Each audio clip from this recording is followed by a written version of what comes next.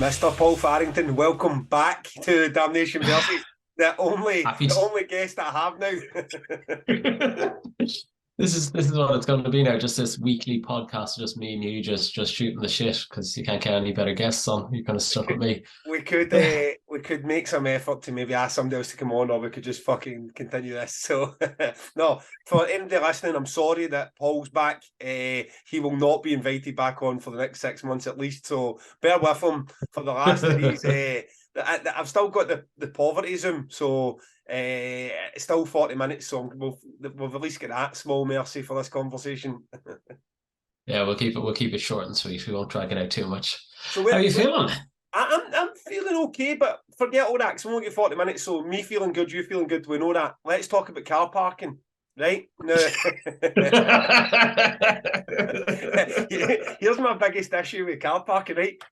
It's never been offered and there's never been a damnation ever where there was car parking was a thing. Like Jilly's Rock World, there was no car parking. Leeds Met, there was no car parking. Leeds University Union, there was no car parking. No one mentioned car parking to us for 17 years. Then we moved to Manchester. It was like, what the fuck's the car? Where's the car parking?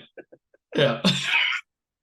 Yeah, I don't know how many emails I kind of fielded over the months coming up to that. People are like, where are we going to park our cars? I'm like, on the street, wherever you want. There's just no car parking at the venue.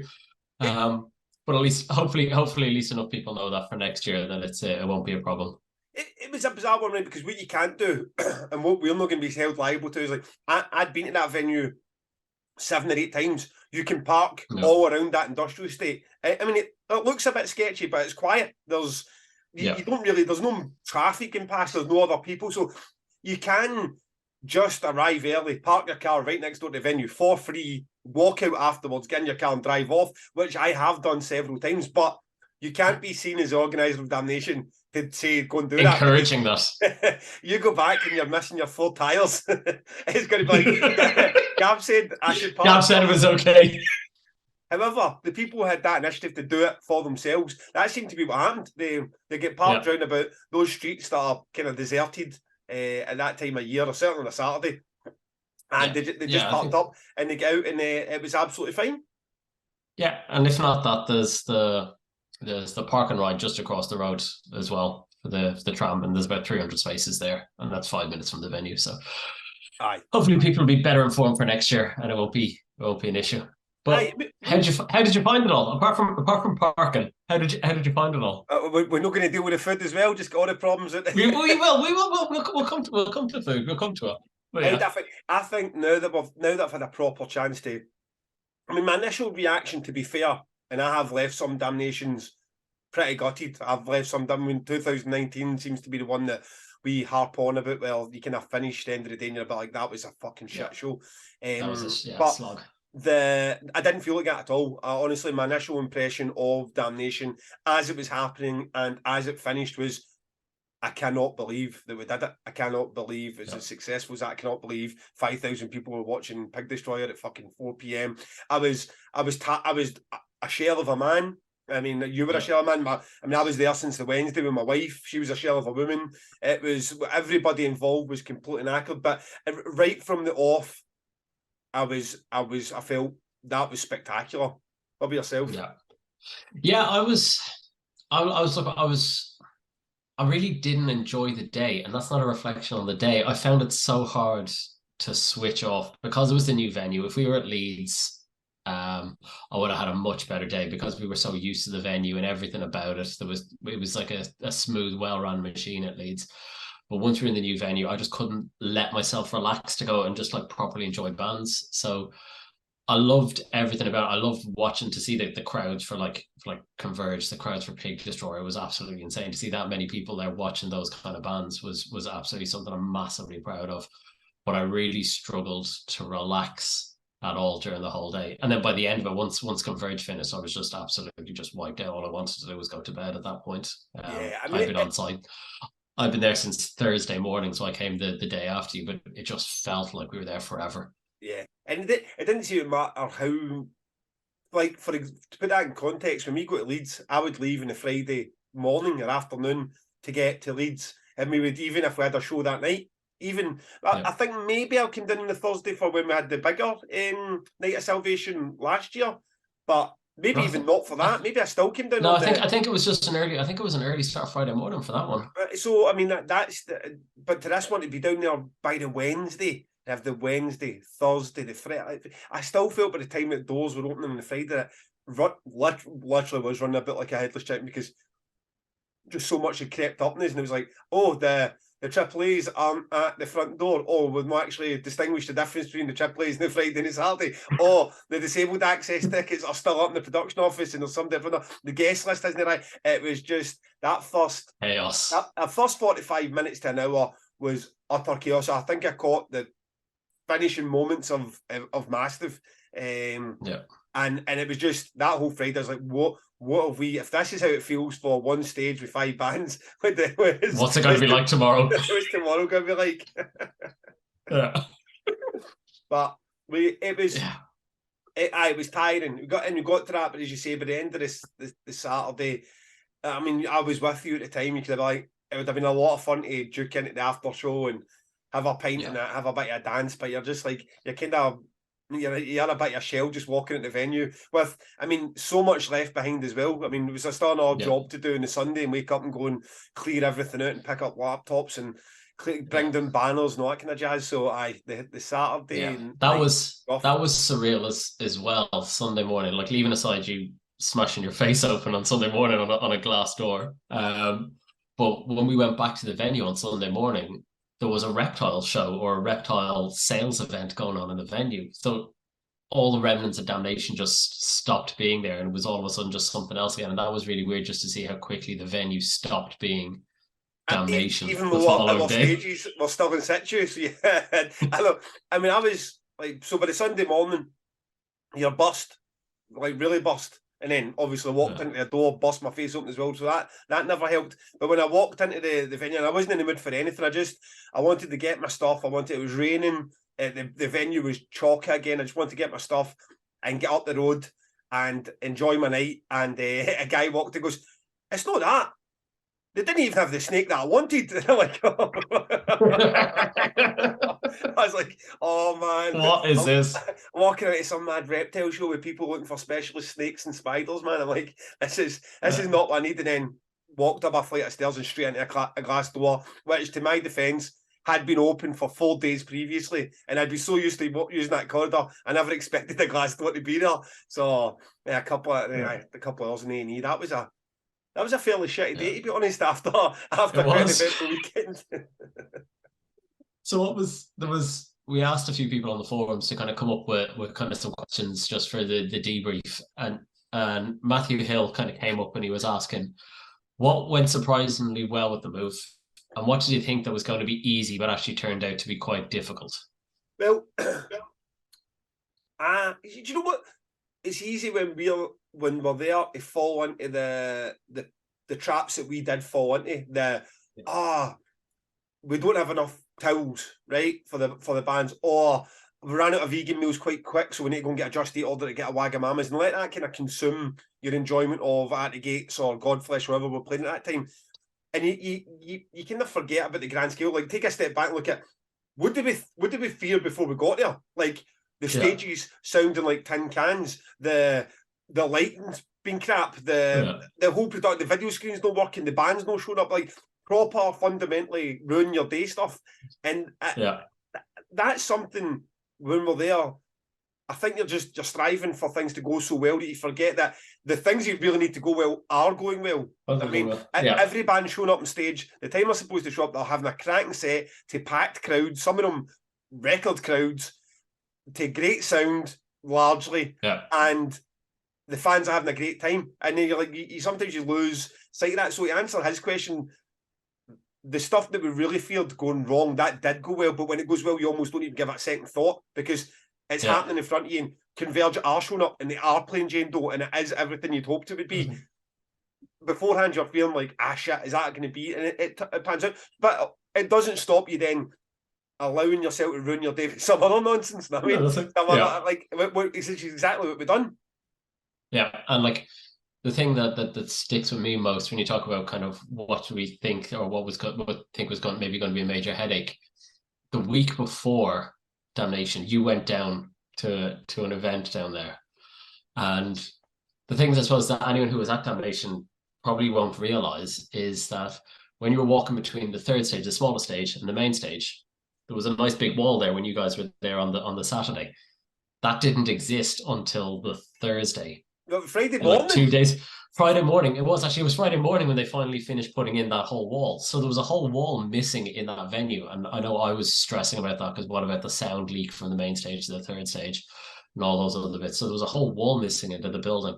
Aye. And we also had to scramble around. The other thing we kind of figured out on that day was, I don't know whether people will have noticed that the third stage didn't have video walls. And that was all to do with the weight of what could be hung off the truss in that room. We would have had to move the stage. We would have lost like 400 people out of that room if we wanted to put video walls in. But that was all the week of stuff that just became an absolute. I was just sweating and panicking about those things. But they all came good by Friday morning. If you think about that, I mean, how much time and effort we spent and how much fretting we done about the bleed between stages. I mean, not just even venue 3, the smallest one, I saw Merch stage, into the Pins and Knuckles main stage, but we were also fretting about the Holy Ghost stage, Incantation, playing death metal at the same time. Whoever that was, say it was We Lost the Sea, and you've got a quiet moment that We Lost the Sea, and all you can hear is us blaring down that corridor as Incantation. Yeah. So that's another thing, again, because it doesn't happen, you almost like, oh, well, there's no longer an issue. Whereas the build up to that was continuous to be that wall situation, because if you take a look at Beck's floor plan, there is an Arena 4 between Arena 3 and Arena 1. That was no longer there. That bit that people were filtering into from the back, that essentially, up until about 2 months ago, was its own small wee arena with a DJ booth. So when I went down one time and I realised they'd knocked down both the walls, like, what the fuck is happening here? It's like, you're going to have Green Lung playing live music right into the side of My Dying Bride. Like, the singer for Green Lung's literally going to be able to see the bass player for My Dying Bride from his stage. So, that was pretty terrifying. The guy, Simon, who runs that venue, fair play to him, he came through for us 99.9% of everything they said they would. The one thing that never came through or the venue never came through, as they said they would, was the food traders. We asked for. So do you want to explain? Do you want to explain that? Yeah, do you want to explain that to everyone? Because that's the one big issue I think everyone seemed to have on the day. And it's fortunately for me, and me not absolutely having the worst day ever, I never saw any of the feedback. So I asked a guest of this podcast before, the guy Johnny Almond, who's an agent up in Glasgow. I went to the Perturbator gig and he was there, and he says, "Oh, I'm watching it from like online and seeing the feedback he was getting. It looked." And I think he was trying to be gentle with me, but it looked like an absolute car crash, because the feedback as the day was happening, I take it all that was going out online is, I waited 5 hours for a pizza and I can't get into a toilet, and just people complaining. Like, I get it. That's what people do now when you're sitting and you get a wee bit irritated with something, you just go straight onto social media and you have a whinge. But there was an issue with food. Everybody's clearly, I mean, whether you're overstating it and said you waited 3 hours for a pizza, or it's just the fact you were in the rain, you were waiting for pizza and you should have been able to get it quicker, we totally agree. We agreed with the venue that 15 traders would be there. The venue are used to raves where people take too many disco biscuits. I was going to say, how are you going to phrase that diplomatically? And food is not priority. I have been in that venue when they use the full outdoors, like 6,000 plus people are there, and they've got 2 food traders, and both of them are empty. So I think that they felt that we were being overcautious asking for 15. I don't think they properly understood the type of fans that we were going to bring. They never had a proper experience with Outbreak, because Outbreak brought their own traders. So they never even, that was nothing to do with the venue, even though Outbreak had their own issues with food supply. So 8 showed up of the 15. 2 of them were pretty small. One was a donut van, one was a Spiral's Potatoes place. And then the other 5 or less left competing with the entire crowd. It wasn't what we wanted. It's been addressed with the venue. They agree. And next year, if there's not 15 vendors there and you kind of get food in a third of the time, I mean, there's always going to be a queue. You show me a festival where you can go and get food. And there's a queue. There's always be a queue, but it doesn't need to be an hour. It doesn't need to be an hour in the rain, and there needs to be more there, and there will be more there. Yeah, we will absolutely get that right, and have a separate tea and coffee place, because that was the one other one that I think the Spiral Potato place was the only place that was doing tea or coffee, and so we'll have somewhere that's just doing teas and coffees. Funnily enough, just last night there was I think it showed up on Vicky Hungerford's Instagram or something. It was a coffee and espresso place that's clearly, I think he commented on one of our At the Gates video, Yeah. and I noticed that it was he must supply bloodstock basically, and I thought, well, this is great. I mean, it's just a specific specialist coffee van, so I dropped him a line, and I was straight away. So these are things. Well, we always knew. We said before we went down we were going to come across problems on that day that we were going to only find out when we got there, and we would address them for 2023. Yeah, the only other, and it's I don't know how big. It was for the people it happened to. It was a big problem, but it didn't happen to an awful lot of people. Was the issue with security and pass outs. So we had agreed, and it's always been Damnation's policy that once you have your wristband, you can come in, you can come out. What had got overlooked during the security briefing on that morning was finalizing the finer details of that with the venue. Their security team, as Gav said, they're used to doing raves, and you have a certain type of people come to raves who do certain drugs and whatever else. And their policy has always been last doors when you come back in is after no more leaving and coming back after 9:30 because they're concerned people bringing in drugs for late night raves. And that's been the security's policy. We never got around to discussing that. So there were a few people who left, maybe were planning on getting back in at 10 o'clock or a little bit after for Converge. And there was a few people who got turned away, who arrived back at 9:30. I think we've spoken with probably a few of them in terms of kind of trying to make some repairs with them about that. But I mean, as I said, I don't think it was too many people we've spoken to. Well, obviously an apology, and we've made efforts to appease again them. It'll be all sorted for next year. That'll be sorted. Again, you know what? That is one of those ones. That's exactly what I mean about you don't know that. I mean, you could sit here, you could plan Damnation 2022 for 10 years and still get caught out with that exact same thing because you're moving it something with a whole different train of thought. I mean, even the idea of pass outs now, even the pass outs that they stop until 9 o'clock, that's only for specific events. Usually it's just once you're in, you're in. You know what I mean? So it's like there was a lot, but there was a lot of things that in that venue that really, really worked well. And the overarching thing that worked better, the reason we moved was, could you get into venues to see the bands that you paid to come and see? And the answer to that was yes. Yeah. I didn't see a single complaint of not being able to get in to see the bands, and that's ultimately was the main reason why we made the move. So that side of it has been a success. Everything else is just the bits around the edge, and we'll get that absolutely nailed down tight for 2023. We know what the mistakes were. We'll get them right for next year. So fingers crossed, 2023 will be even better. This is sounding miserable. Jesus Christ! No, okay. Highlights. Highlights. Come on, tell me some good bits. Tell you some good bits. That main stage, I think it was just spectacular. From the lineup side of it was just spectacular, but also the physical stage, just the size of it. It was like an outdoor festival stage. It was huge. And having the Damnation branding on it, the big scrims either side of it, it looked far more professional than I thought the two of us ever were. Well, I think we managed that in jellies, to be fair, but it was weird because beforehand we were trying to convey. I said, especially I was any time I was being interviewed with Damnation about. We never felt that we could ever put our stamp on Leeds. We always felt like we were visitors in somebody else's student union. We never had control about who came into the building. We never had control about what we could do with production. We certainly couldn't put up video screens. We certainly couldn't put up the draping at the side there. Everything was very much like, okay, you can go in here, you can make a stab at it for 12 hours, then clear back out. So I said to anybody who would listen that we want this venue to feel like Damnation when you go in, but a Damnation that it feels like it from the moment you get there. And I hope that people feel like that walkway that we spent thousands on with that photography, with the Harris fencing when you go into it. Then when you get in there, the stage is all been branded and the video walls all being branded. And that, when I looked at that, that is a major outdoor festival.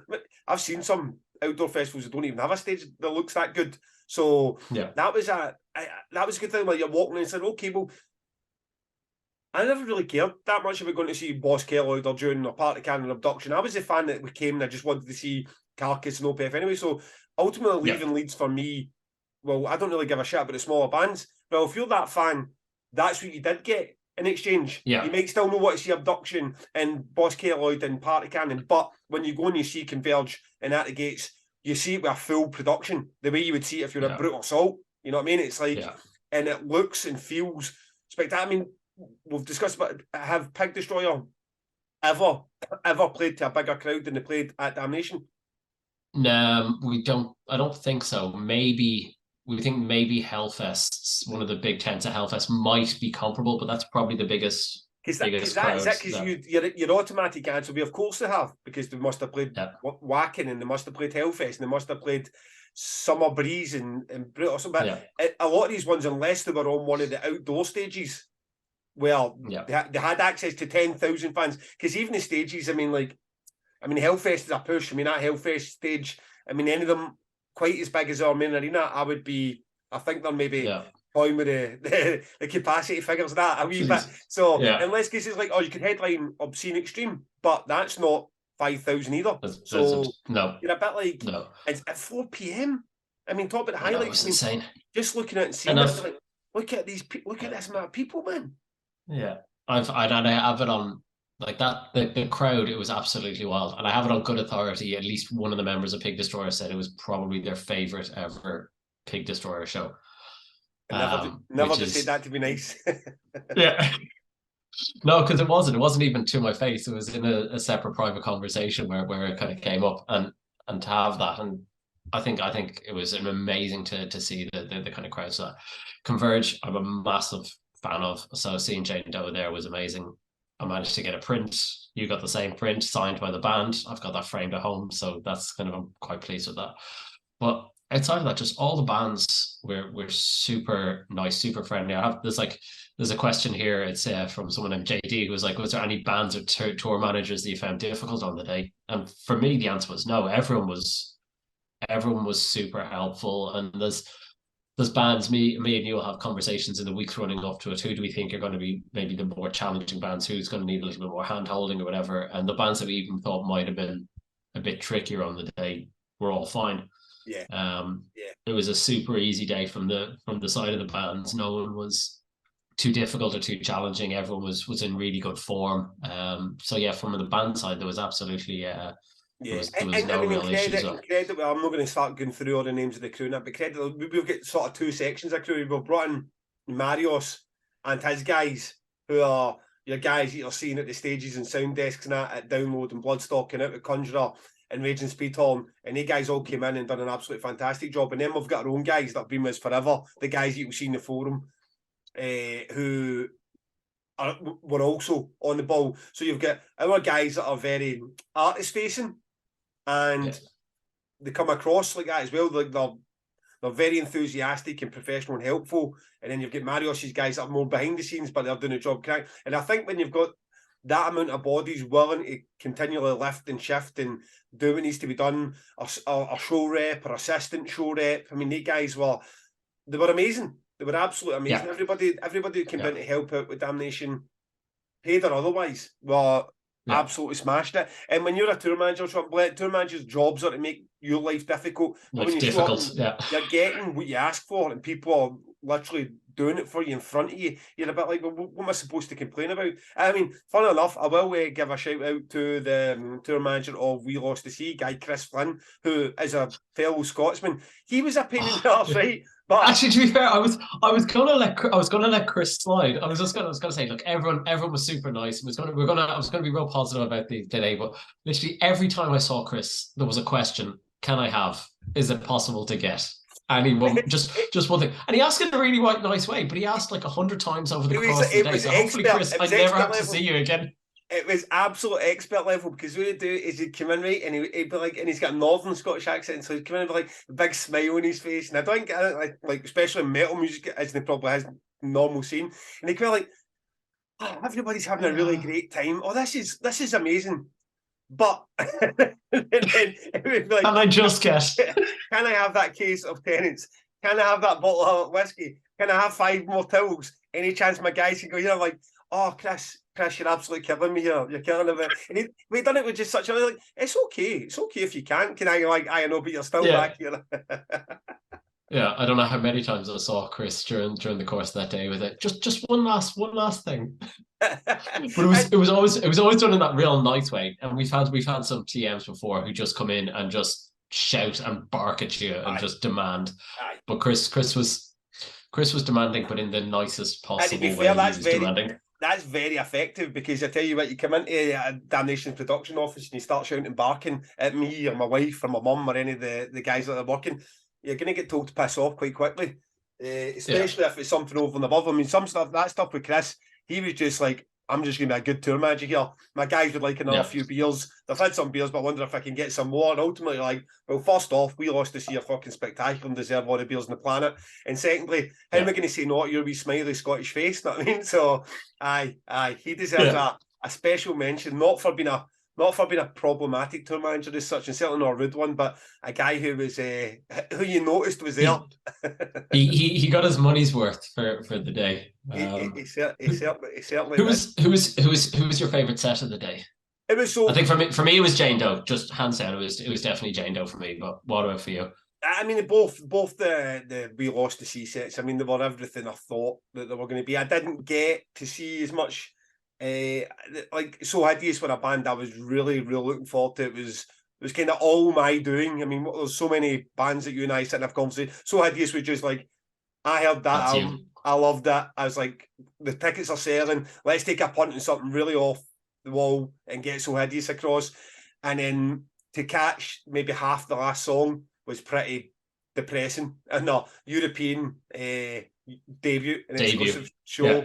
It was that was a wee bit of kicking the balls, but the start of the day was a bit like that. It was a bit like at the start of the day, there was so much care, because at that time you've got, for fans as well, even the most organised festival moving into your own arena, like there's 5 or 6 nightliners trying to get parked up at the back of the venue and powered, and then the bands are trying to get themselves. I mean, if every band just showed up before doors, it'd be the easiest thing in the world to organise a festival like that. But when a band shows up at 3 in the afternoon and you're need to try and load them in, but the fans are in the venue and the backstage is absolutely blocked with 7 other drum kits and stuff, you're a bit like, that was a bit of a slog. And that kind of ties in quite nicely. A guy named Stuart Lucas on our forum, he's asked, was there any points during the day where either me or you thought, shit, we've kind of bitten off more than we can chew here. We need to get ourselves back to Leeds.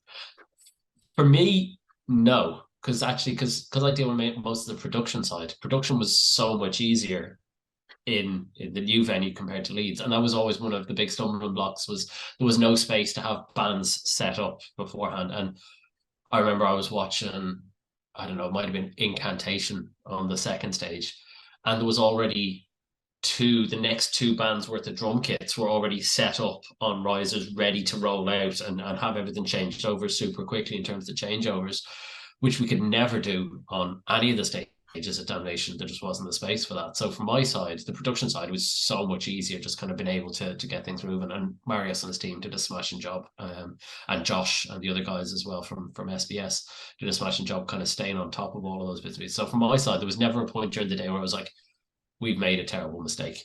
What about you? I don't think I've ever felt we'd made a terrible. I had that same feeling in the pit of my stomach that I've had a dozen times in Leeds, of that, what the fuck am I doing, man? I mean, she when and I was interviewed earlier by, I think it's 7 Deadly Spins, a radio show, and that same point came up. It was like, it was Frail had started. Frail were midway through their set, and Mills in the phone room had just come up. We're having the problem at the back where they're trying to make sure the buses were all getting where they had to be. We had to get a cherry picker moved. There was a photographer's van in the middle of it all, and that took, I mean, maybe it was 20 minutes, half an hour, but it felt like 3 hours. You know what I mean? I mean, in the middle of it all, and you've got big Mike Tate who's getting his second shout out of the day. I knew that he was desperate to see Frail. He'd been going on about seeing Frail for the last 2-3 months, and he was there loading, lifting and shifting stuff, like moving the phone room stuff out, and I just felt like, that's like, here's this guy here putting his own time in, getting his, and I felt a bit the same, a bit like everything we've done here, everything we've planned, all the tens and tens and tens of thousands and everything. And here I am holding a box of Wolves in the front rooms gear. Not only is that a bit of a pain in the balls, but I need to walk it through the venue like some amateur hour shit show to get to the other side of the venue rather than walk from the side there. And at that point I was like, what am I doing?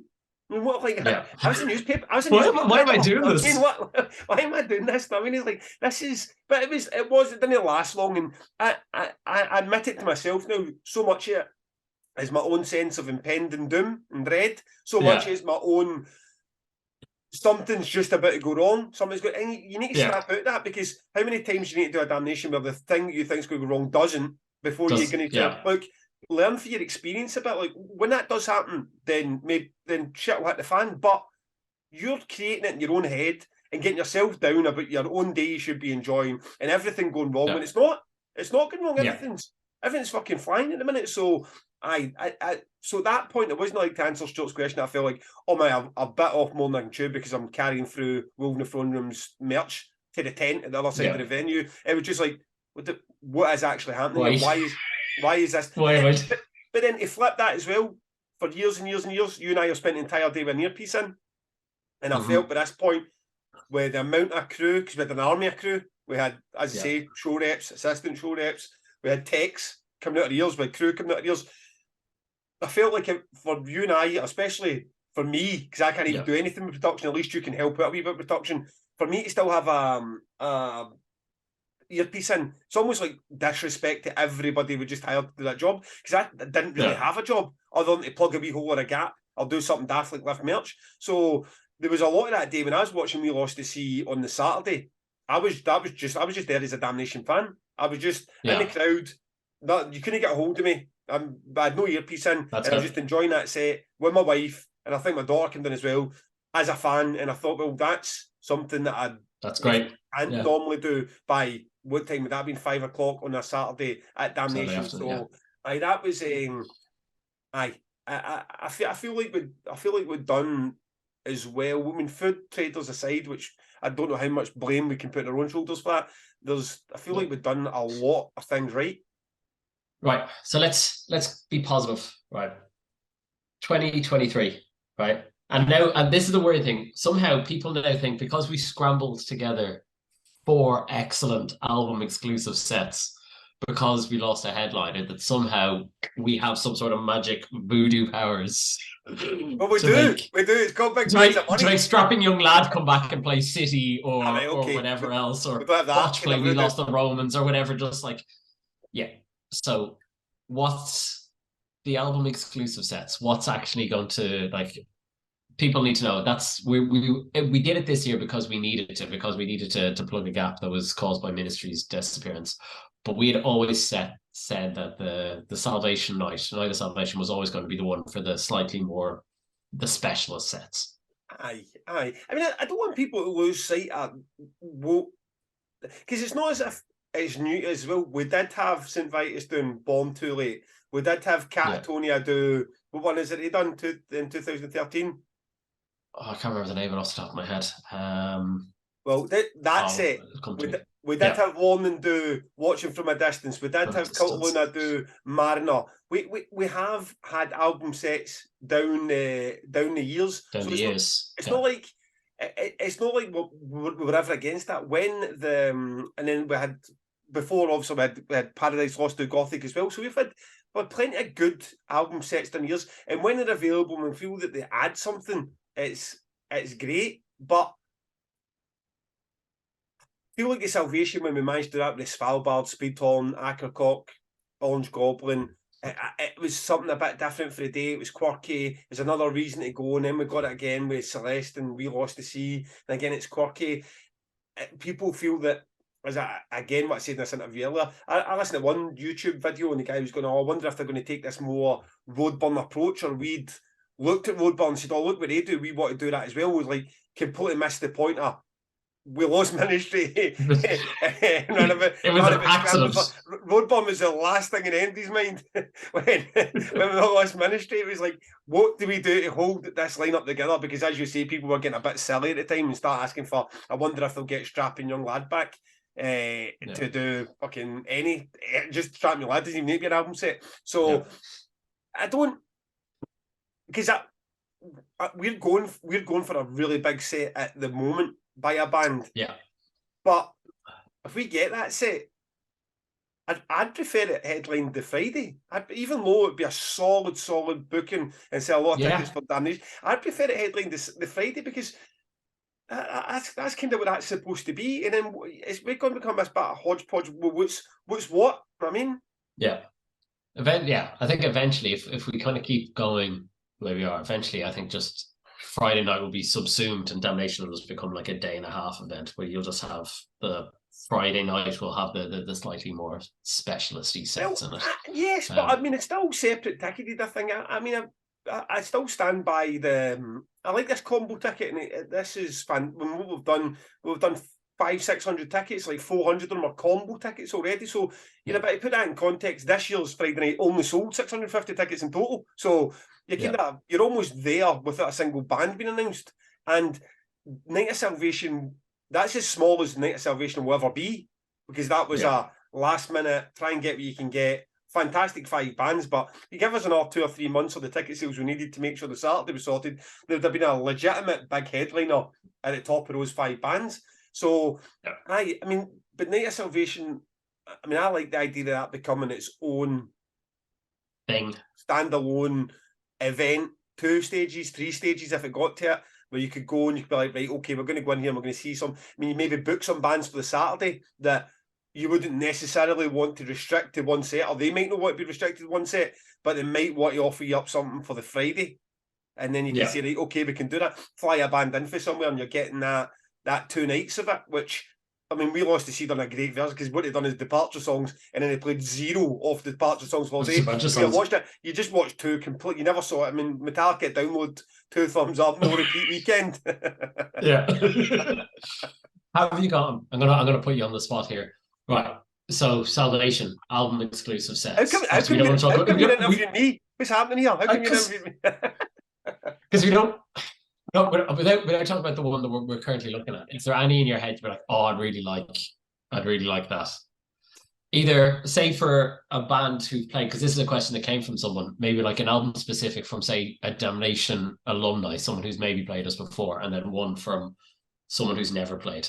Oh, man, that is properly in the spot, isn't it? When you're doing that. It is. Let's be a bit ridiculous for like a band that have played, right? Well, Electric Wizard have never done an album set or anything. Yeah. They strike me as a band that wouldn't even entertain an offer. Like, wouldn't even reply. I mean, Electric Wizard doing Dope Throne would be pretty special for a band that had played before. A band that never played in an album that I absolutely loved. Will you give me one, then I can get a bad chance to think about it? Right.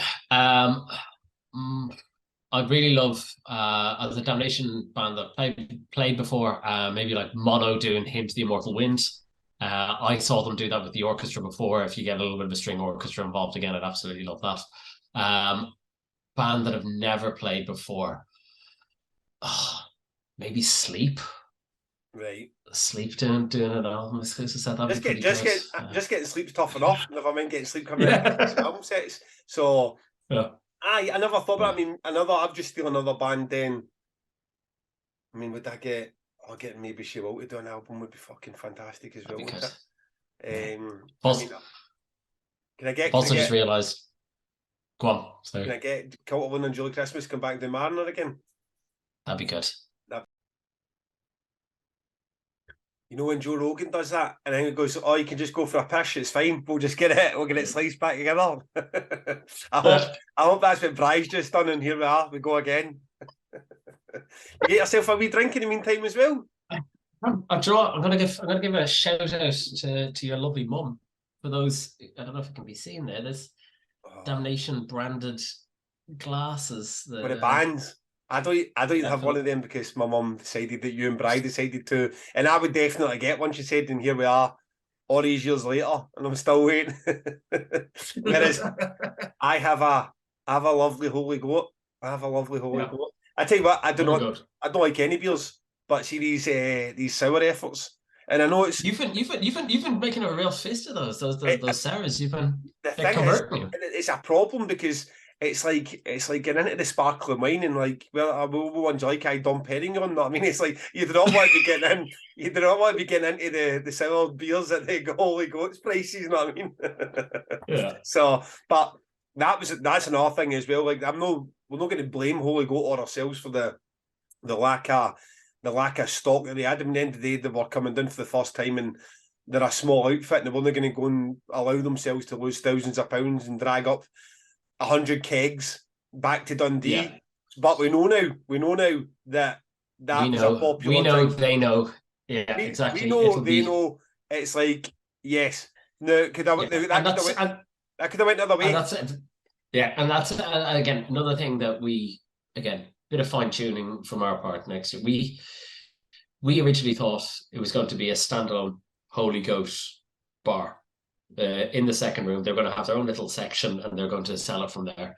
And then on the day off, we seen that they were thrown in amongst all the others, your Stellas and whatever else. There was the Holy Goat beers there, kind of thrown in amongst the mix. So that was kind of, again, if we'd known in advance, we would have told people, directed people exactly where to go if they're wanting to get the Holy Goat beers and stuff like that. The guys will know for the next time to bring a lot more down. So yeah, outside of that, going back to albums, I'm kind of changing my thing. I like Sleep, but maybe I don't like them enough to have that as my choice of album. I thought about it during the break. I'm going to go for Envy, doing the Fallen Crimson will be an album set that I would love. Yeah, so I'll go for Envy just plain. No, I mean, I'll just give me Envy plain. See, like Envy. Just give us a call. Come on. I guess it called Envy and Thou and what else can we just no seem to get fucking across the line? These bands you're like, come on, we've been at this a long time now, guys. It's time to complete Damnation. And there's a thing as well now. Going forward into 2023, and obviously we're starting into the band booking. I think we've only got one band confirmed, but there's like 50 offers in various states everywhere else. So my real dream, I think Damnation would be best served fans, bands, us, if we could just book the strongest lineup across 3 stages, where each stage was absolutely hand-picked, top draw. You know what I mean? Like that way you can bring in real talent, UK exclusives, European exclusives, and put them on the stage, and it sold because it didn't need let's do like a Behemoth, a Creator, a Meshuggah, these bands at the top of the bill, just an Opeth, a Devin Townsend, to sell the tickets. Now, do you think that's a pipe dream? I mean, I think I'm sounding even a wee bit naive as a promoter that's been doing it this long now, that you're probably, no matter how good Damnation gets, you're probably always going to need that band at the top of the main stage, absorbing 50% of the budget. I don't know, because I think it depends on who you're trying to get as who is a Damnation fan, and the 400 or 500 people who've bought tickets completely blind throw a terrible, in my opinion, a terrifying amount of kind of faith in us in being able to pull a bill together that they're going to like. But I think that's if you look at a Roadburn, just say, because we talked about Roadburn earlier, whether we're ever going down the Roadburn model. Roadburn don't have a headline. They don't have like every year that they do it, there's the headline band who costs 150, 200 grand, and then it's filled with small bands because their budget is so kind of soaked up by the headline band.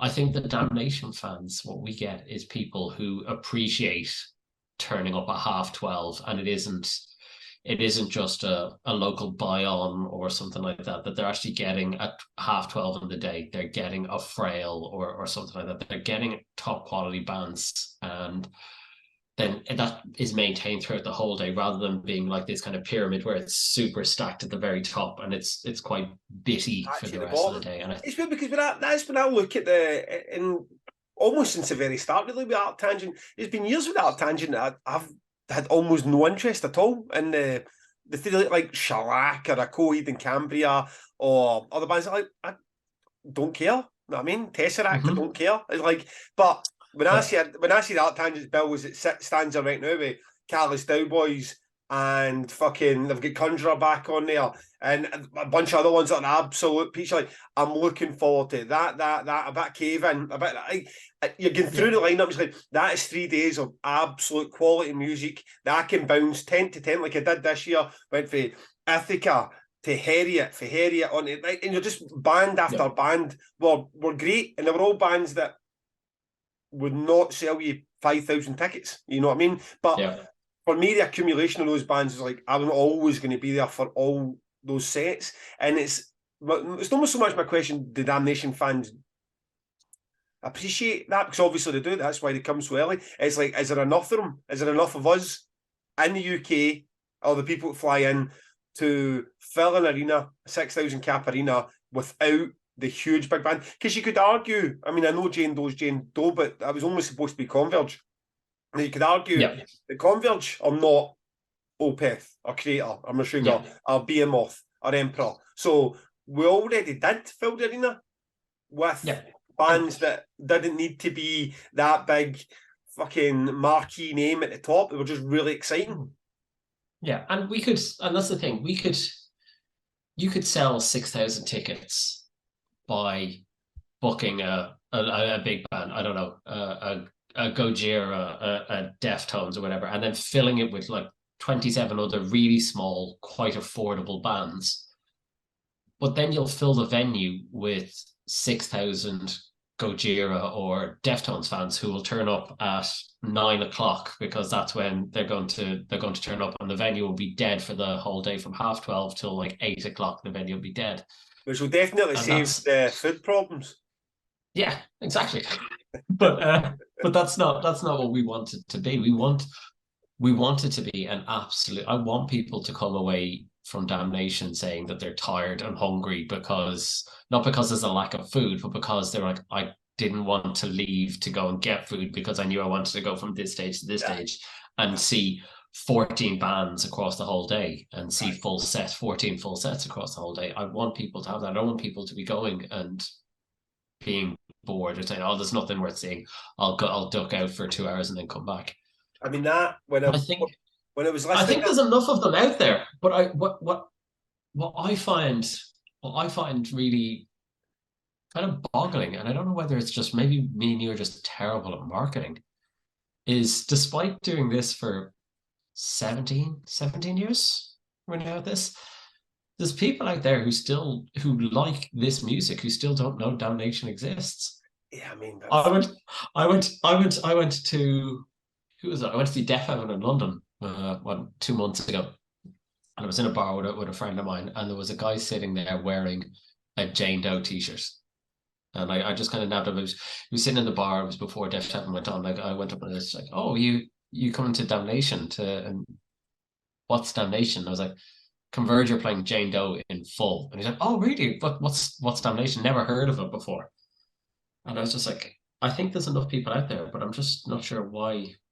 I mean, it's at not that point, filtering out enough. I totally agree. I think if you walk through the download crowd, and even to a lesser extent, but still, you get a lot of people with Bloodstock's crowd as well. If you walk through and you ask, I think at download, you ask 100 people if the new Damnation, you might get like 75% of them. No, really. And I think that might get closer to sort of 50% to 40%.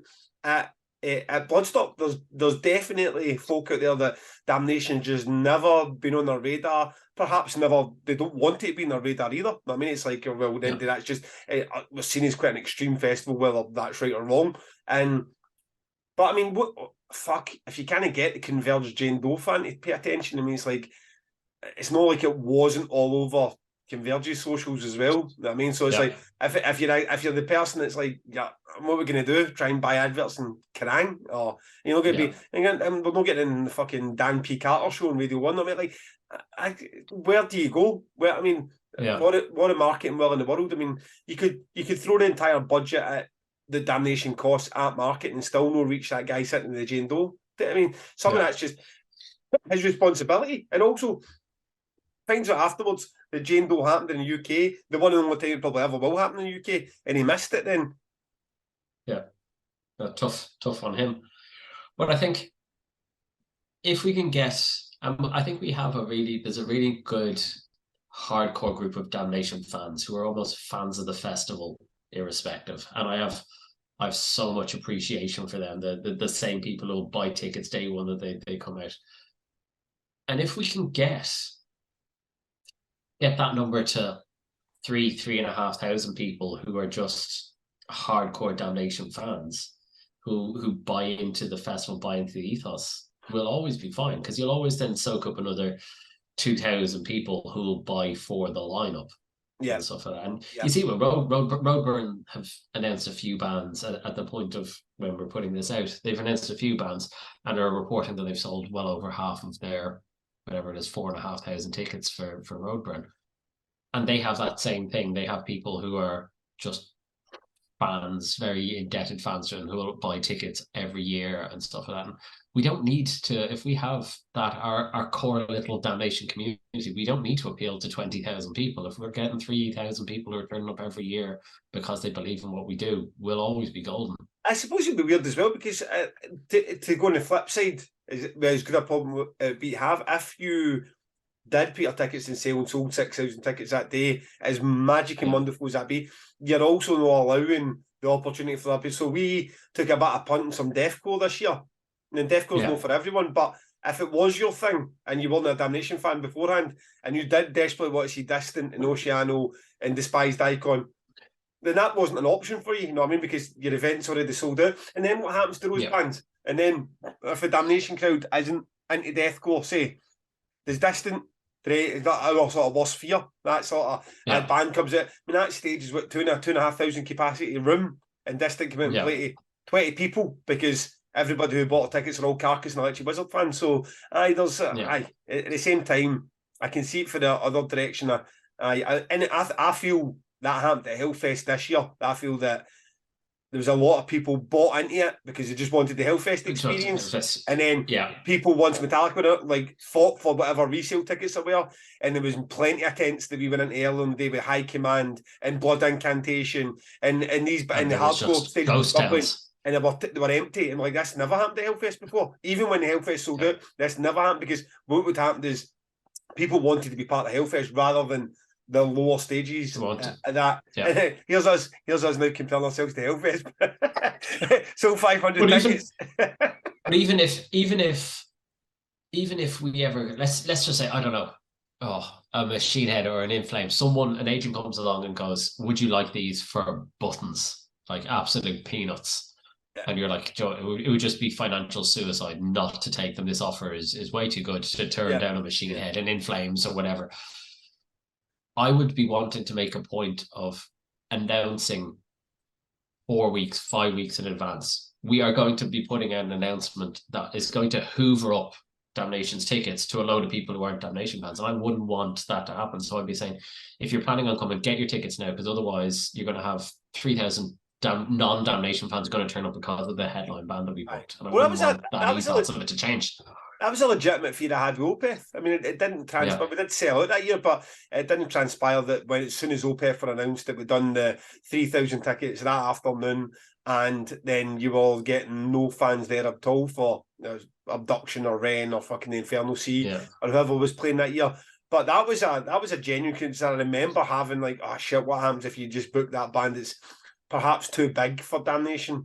But you did get some of it, because one of the things, like, as geeky as it sounds, I do check things like when you get the data of how many people arrive at a certain time, and Damnation is usually about 90% full by about 5 o'clock in the afternoon. You will get some stragglers who arrive late in that, but the vast majority will be in from early doors of the day.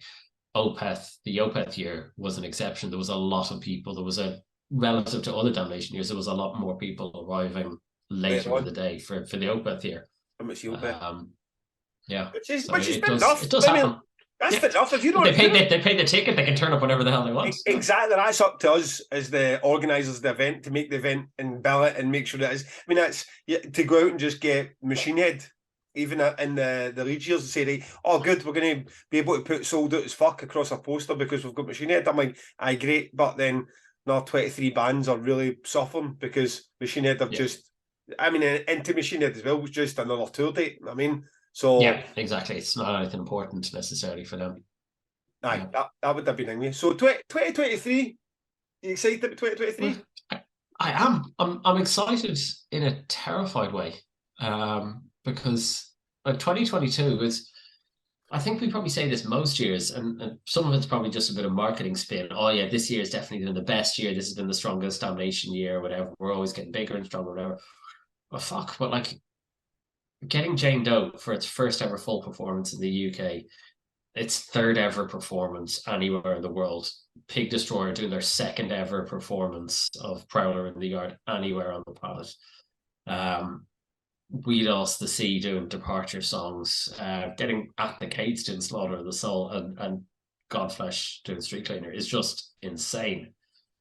As a collection, you just when you start thinking about what are the likelihood of getting all of those albums in one venue on the same day, the chance of that happening is like, I know it's like lightning in a bottle. What And you then we need have to to do come back and do it all again, and we have to come back and do it again next year. what you need to do is you grasp onto that wee fucking Karen who's on the thread that goes, "There's nothing on this lineup for me," right? And you and then you use her as your inspiration to like, we're gonna find the band that you like, Karen, and we're gonna book them, and then you're gonna come and then moan it is about a fucking completely different but also while I'm on about the Karens, and I don't want to, this poor lassie's probably taking a bit of kicking, but your most bizarre complaint. There's nothing for me that's going to top the girl who said, "Oh, yeah, are we going to talk about that one?" There was an hour wait for the toilet. There was an hour wait for toilets, which wasn't. I don't think was true anywhere. Anyway, I said that's for. But why? But why would you wait for her? There was 62 toilets. There was more toilets outside than people could pee in. I think there was urinals you could go into at the end of the night. Still had to be used. It was fucking. Yeah. It was like $4.5 worth of portalos outside, and it was far too many. They get left over and cleaned out for the event before, and we get charged for them, and we know they were fucking almost untouched. And she came back and said, "I'm not going to use an outdoors toilet." And I'm like, Yeah, no. it's an she complained. Yeah, so she.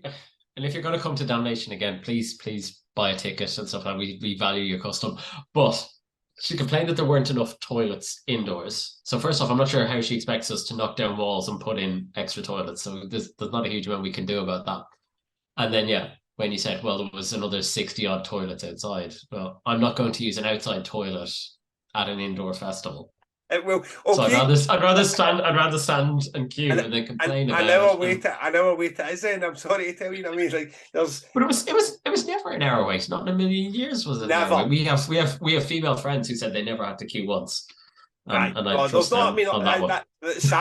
Sadly for Damnation, our female attendance is so low. I mean, like, so you go to an event that's happened in Manchester, a Doors, a Sidewind, or whatever. Some of them, the attendance skews the other way. You see like 60-70% women, 30% guys, and it's just queues snaking round, and they'll get portals everywhere because the women are just trying to get into the toilets.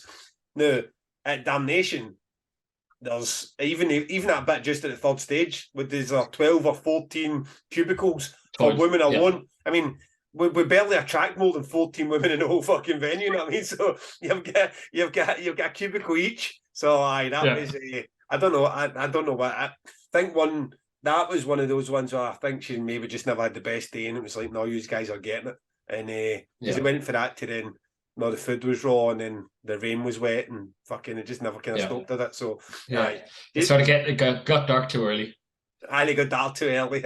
You're in an industrial state. Well, that's true. I have to say, but because I went across to Amplifest in Porto a few weeks beforehand, and they guys came across and like they're welcoming me into this beautiful Portuguese city by the river. And this thing. And I saw a guy walking. Welcome to Salford Industrial Estate. He's like, I know it's a shithole, but I tell you, there's gonna be a good day. You're gonna see Jane Doe, Street Cleaner, Prowl on the Yard. It'll be fine. So I think they had a good day as well. Just as I'm thinking about funny moments of that day. Yeah. Was there any bands? And I generally go, but just because we have a little extra time now, when you met on the day, you're like, oh, they're surprisingly a lot more relaxed or fun than you thought they'd be. You kind of expected them to be a bit more serious, and you're like, actually, these are really good guys. No, like the We Lost the Sea guys. The We Lost the Sea guys were amazing. They're just some of the nicest guys on the planet. And I've never spent so much time with a band as I did with like particularly Mark and Kieran from We Lost the Sea. Aye, there was definitely. I don't know how that came to be the way it was. I mean, obviously, but I'm a fan of a lot of bands. I mean, like a big fan of I'm a big fan of Cult Luna and Amon Ra, but I've never once, not once, in all the times I've booked Cult Luna and Amon Ra, went and said hello, or sat down, had a drink with them, or offered them, or nothing. Nothing. It's just been a case of you came to play our show, and I'm a bit like, I get that whole promoter band thing and all that when the TM in between is a sort of dividing wall. Maybe we would do better if we did a wee bit more handshaking with bands or get a bit more personal with them. I see other events doing that and they seem to do it. I mean, maybe we could, but we don't. I don't know why we don't do that, but we don't. We Lost the Sea didn't seem to be an option. It seemed like the guys were up there. They were there doing 2 days. The tour manager were on their back. The guys were there for a party. They were having 2 great sets. They're fucking lovely guys. And they were just a joy and a pleasure to hang around with as well. You know what I mean? So then they were just really good guys. This is kind of classic. Kind of like, oh my god, fucking these Australian guys, like, we've landed at this grindcore festival with post rock and been so well received, and like another side of the planet, and this UK debut show, and they just couldn't get enough. They couldn't get enough, and because of that, and because of us being such big fans, and there's a couple of them have really made a lot of effort to get involved with the forum, and I feel like they got a real buzz out of Damnation. There's when you're listening to this podcast, there is a fantastic picture. One of them wearing a T-shirt that says "Craig is a cunt," which is in relation. That's never surfaced online yet. I've not had a chance to put. I'm just not. But it's for. Do you want to explain the context of that shirt? So what happened is, for the Night of Salvation, we'd build it, but what you guys might not know and what you'll know now is I put We Lost the Sea before Celeste because I had a fear that fans would watch Celeste and then maybe not be interested in We Lost the Sea and leave, and then We Lost the Sea might play a half-empty venue, whereas, again, being an event that's not a post-rock focused event. So I deliberately booked We Lost the Sea playing Departure Song, so you were going to get forced to fucking watch it, whether you wanted or not, you know what I mean? So Craig Smith, our resident grandpa grown on the forums, who's also a lovely guy, but he is a fucking grown, and he said, I hope that Celeste were going to play first so I could just leave. Now, the We Lost the Sea guys saw that drunk and we went and get themselves a T-shirt set up that says Craig is a cunt. Yeah. And was wandering around on, was it Saturday or was it Friday or Saturday? So wandering around wearing it Saturday, which would have made no sense to anybody, including me, because I never got the reference at all until it was explained to me. So I will put that picture up tomorrow with us looking delighted beside it, and it was all in good jest. I mean, it was all, Craig, don't take it seriously. It was all part of good fun, and I'm sure had they seen you on the day, they would have loved to have gotten a selfie with you for it. This is the cunt. So and that's the level of how invested they got in the forum and Damnation. You think all the bands that rightly show up and it's just another date for them because they're in the middle of 48 dates running about Europe and have played all the biggest festivals in the world, and no disrespect to Damnation, but it's just another show that they've got on their schedule. And with We Lost the Sea, it was a big deal twice over, and everything about it, they showed it as well. So they were that was a real one to meet. Other than that, did I meet any bands? So Hideous were great. Loved the guys from So Hideous. But that was purely accidental. So what I'd walked into the back bit where the sort of catering was, and they happened to be sitting there, and I recognised, I think, the singer, and I'd said, "Oh, by the way, you're So Hideous." And they're looking at me blank, like, "Who are you?" And I said, "I'm Gavin." They're like, "Ah, fuck, that's the guy that booked us and brought us across here." And then we had the conversation about me missing half set, and I don't think they played the track that I booked them to play anyway. You know what I mean? That my favourite one. I like that to clasp my wish with broken fingers, and they were like, and I'd mentioned about the merch situation. They said, "Oh, they just couldn't get it across. It was just I think the costs were just sort of mounting up." And again, it's a risk. They don't know. They show up and play to 32 people, and no one gives a shit, and they've flown in $3,000 worth of merch, and then they try and fly it back to America, and the whole thing just becomes too much. So a bit of a faff. They kindly sent, I believe, both of us a merch package. We don't have yours yet. No, it hasn't turned up. It's the tracking says it's still sitting in London, so I don't. It's sitting in some post office or some guy's flat. He's just. I'd be chased. There is vinyl collectors that don't have the 3 vinyl that'd be very fucking devastated to know that it's sitting unclaimed somewhere in London. So they were really good. There was a guy, I don't know the singer's name or one of the vocalists' name for Despised Icon, but he clearly had enough of tour life on a bus in a dressing room with his band and spent the entire day at the desk outside our production office. And he was really pleasant. He was really pleasant as well. So I think that's maybe the absolute total of band members that I might have met or dealt with on Damnation. Was there folk that you met? Insanity Alert. I've Insanity Alert I've known from the last time, and I've always gotten on with the guys from Insanity Alert, and so like Kev and the rest of the guys from Insanity Alert are always just the best fun, and their set, their set just to kind of warm up the day was just great fun. Like they walk about like as if you and I were allowed to be in a fucking band for a day. I mean, literally, as if like, oh, by the way, here's free tickets to your favourite festival. You also get to go up on stage, and you also get to sell a ton of merch. And here's some drinks for free. I mean, that's the walk about the like. If you could book bands like Insanity all the time, because they even sent me an email 2 weeks later. They say they could not believe the level of the amount of press they were getting, the response, the social media responses, the tags, the new fans. They're like continue to pass on thanks to the crew, to the fans, to everybody. Be like, fucking hell. Yeah. I mean, as I say, some bands just see it as another tour date, and rightly so. I'm not trying to pretend that Damnation's be all now, end all every band's career, but Insanity Alert have also done the main stage at Hellfest. I mean, it's not like, or Vakin, it's not like Insanity Alert have not played to 40, 50,000 fans on Bush before. So, but for them to be so touched still with that, and then because you reminded me, I did bump into Insanity, and the French guys, Brut. Yeah. Brut. They're a serious bunch, but still very, very pleasant, and made the effort to go and fish out an album, a vinyl for me, and to give it to me. So they clearly came and had a fantastic day and felt, again, appreciative enough to come and make the effort to go and get me one of their albums. So that was do you know what, as we're talking about it, now some of these bits come back, it was so fucking good. I mean, at the day, you allow your own, as I say, that sense of impending doom to tell you how terrible things are going, and you read 99 comments of people saying things are great and somebody saying it's a shit, and you get a whole lot of it must be shit, or how can I win that person back here? I mean, like, probably didn't even fucking come to the event. You know what I mean? It's you can get yourself lost in a wee bit of that, but it was really incredible, and I can't remember ever been so determined to make something better as well. You'll be looking at it for next year. More banners and more food traders and more Holy Goat and better bands and more exciting bands. And I was on, just thinking about bands, I was on my own little personal internal mission to make sure that Justin from Godflesh had a good day. I was set to try and appease 2011. And just so everyone knows, and those who are kind of listening or watching, Godflesh played in 2011 at Damnation, just before Devon Townsend, and the main stage ran late, and everything was running a little bit haywire. We kind of lost track of time and stuff like that. And at that point there was a very strict, I think it was an 11 p.m. curfew. You had to stop at 11 in Leeds at that point.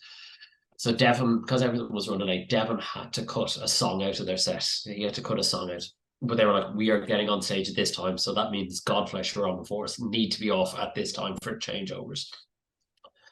And I had to be the one who kind of wandered on stage or stood behind Justin's amp and kind of told him to cut the last song out of their set. And I know he wasn't particularly happy about that, which is understandable. No bands like having their sets cut, particularly when it's not through any fault of their own, but just because of how the day had gone, just for various reasons it didn't run on. And I know he wasn't particularly pleased with that. So it was my mission to make sure that Justin had a decent day that day. And I went up to him, I was like, did you enjoy yourself? And he said he did. So I'm happy with that. I believe his son was there that day. I gave his son a t-shirt. So I think they had a good turnout for it. I think there was even Godflesh fans, family members who were making the extra effort to come because it was street cleaner, you know what I mean? And because they'd obviously just played in 2021, which could also been your time to go and make sure it was absolutely fine. Instead of trying to cut his set short again. That was I'm glad they had a good time. I'm glad everybody, I mean, it seemed to, as you say, the Pig Destroyer seemed to come back, and there's bands that you're not likely going to hear from. You know what I mean? You're probably not going to get Yeah, Jake Bannon probably isn't going to write a love letter. You know what I mean? And say, oh, by the way, No. thank you so much. I mean, at the end of the day, it was a good show, but that's exactly what you promised and said you were going to pay us for. It was a good show you did pay us for. Job's a good Yeah. one. You know what I mean, move on. So, it was good. It was received, and now we hope that those pictures, that footage to how Damnation looks. I mean, we are, as I say, the biggest. I don't want to go on about it, guys, but we are the biggest indoor metal festival in Europe. Yep. Thank you very much. So it's nice. It's nice. It's nice to be able to put that on the business card, though, isn't it? I mean, we've done it once. I mean, we will be the biggest. But for whatever else happens in your life, at one point, you were the organizer of the biggest indoor metal festival in all of Europe. And that'll never be taken away. That'll never be taken away. I'd love. What was the conversation something to have? Why aren't we the biggest in the world? And we thought it's because the cycle Las Vegas is 7,000, and then somebody said, "I know, but a lot of that's outdoors, so we could make the fight for actually being the biggest." Yeah. You know what? Cycle Las Vegas. Europe's fine. Europe's absolutely fine. Like we're happy. I can live with Europe. I can live with Europe on that one. It's going to it's going to take one fucking contrary bastard to win it to just do something, but that 7,000 capacity just to take that off us, because it's not like when we say that we clearly know that there's a million bigger shows indoors that are events. I mean, every arena show, I mean, every time Five Finger Death Punch play, it's a bigger event than Damnation. But for a festival, I mean, you're talking about like your road bonds and your infernals and your whatever else is kicking about out there that's indoors. Alberg Metal Festival or Amplifest or big names that are across Europe. Netherlands Death Fest. Yeah, they're not 6,000 capacity events, and and also we're having for anybody that wants to start. Shut the fuck up. We are. Yeah, let us enjoy our moment. So New Year for you though. This is a big year for you. This is the year you become a house husband / full-time promoter. I love this whole way. I do love this idea of me having a job. I said when I was joking in the forum yesterday, he said, stop saying that. Like, stop, because my wife does read the forums, you know what I mean? And it's bad enough trying to convince her that I've actually got a job with other people, like, buying into that myth. So so the two big things people have been wondering about is, are you going to just get into become another one of the many Glasgow promoters? And then the other thing, because you mentioned it once in a forum, the idea of an event around May time, something small, a smaller British leaning event. Yeah, I mean, definitely the Leeds thing is definitely sitting there now, and I feel even the last week I've got that. Do you know what was amazing about that? I found out about that from watching that podcast when you mentioned it, that you were planning on doing there's that. There's a question. Are you coming to do that with me when I do it though? Are you coming to do it with me? Sure. Because that's not to say just because you're the right hand man at Damnation. If I go and kickstart another smaller event, that's not just that I'd automatically assume that you and Bri are just going to be like, right, let's go and get started again at something else. See, the other way of looking at it is you get somebody else in to do all the production and those bits and pieces. You realise how much better other people can do it, and I lose my job at Damnation. So weirdly, that's the way Bri always looks at every time we get a designer. I'll maybe hold that fear above you then. So yes, that is.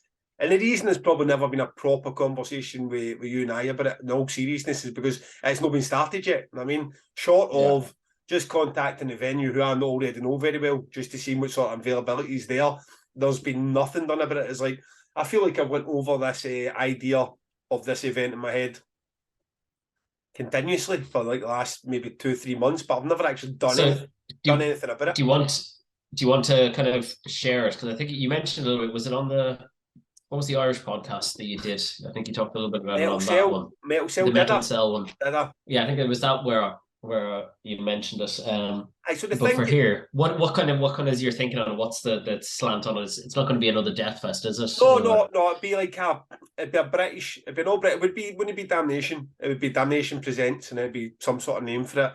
And then I think it would be a British, because I think what I really enjoyed about, what we both enjoyed about 2021 was being able to work with so many British bands, and then let's not beat about the bush. We got so much support for that because we're coming out of the pandemic and people are buying tickets for everything. So to pretend that you can just book a all British lineup and just sell 3,000 tickets is nonsense. It just won't happen. Yeah. But there is a lot of real talent there that you could maybe sell 1,000 tickets to.